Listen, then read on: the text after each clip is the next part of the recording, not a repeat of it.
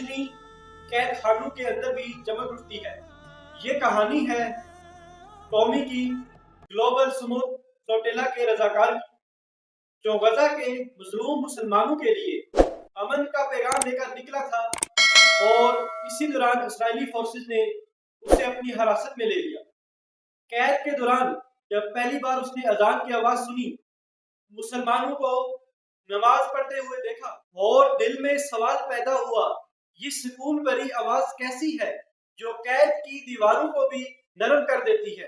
ایک دن پھر اس نے اسی قید کے دوران اپنے مسلمان ساتھیوں کے ساتھ کلمہ طیبہ پڑھا، لا الہ الا اللہ محمد رسول اللہ، اور کہا کہ آج میں نے روشنی پا لی۔ صرف ایک انسان کی کہانی نہیں ہے، یہ اس ایمان کی گواہی ہے جو ظلم، قید اور زنجیروں سے بھی آزاد رہتا ہے۔